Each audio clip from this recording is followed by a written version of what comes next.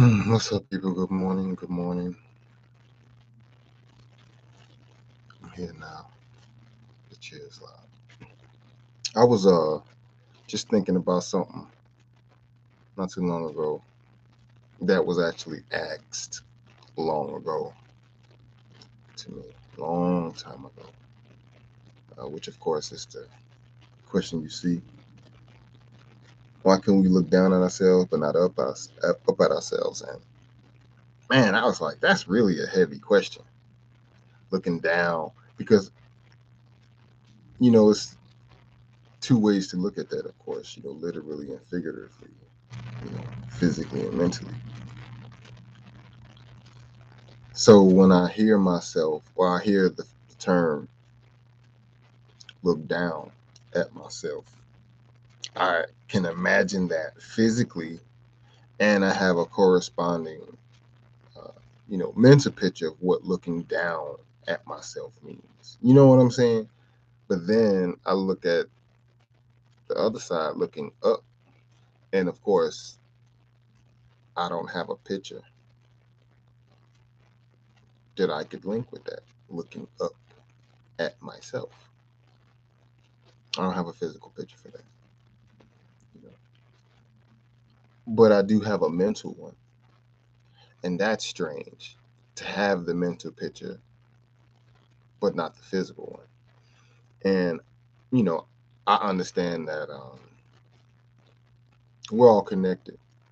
Looking up at myself is literally looking at the world. It's looking at the sky.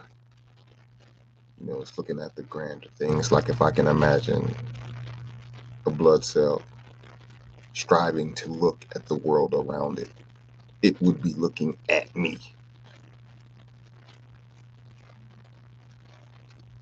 But this blood cell is me, so that's like this weird thing there. You get to a certain place where you don't really have a distinction between the two, the up you and the down you. Not striving to look up. It's like you can see from a high seat when looking down, but when looking up, it's like it's harder to see yourself up there. Just as I would imagine it would be hard for, you know, a blood cell to see the whole of you, the entire working nerves, nails, hair, metabolism, oxygen, lungs, multitude, myriad of things.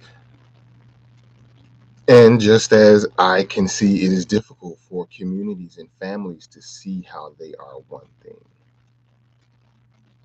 This idea of this separation, it's really like a lack of idea because, like I said, it's hard to see that grand side of myself. It's difficult to see that grand side, but we know it is there. We can postulate it mathematically. I mean, you can look at it. I mean, many things coming together as one to form something greater. Like that's the nature of everything. And when we start thinking that that is not our nature, even when we look to the spots that are dark in our mind, the places that we can't see, and the ideas that we can't clearly grasp, it's there. And it's like that type of perspective or that train of thought leads one to a weird place. It leads you to a place of kingship,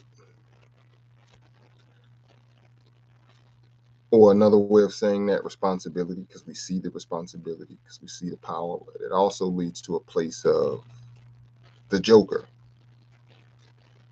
you know, or what you may call the devil in a sense, because the kingship is about being in unity, and the devil or the adversary is about being adverse, being opposing.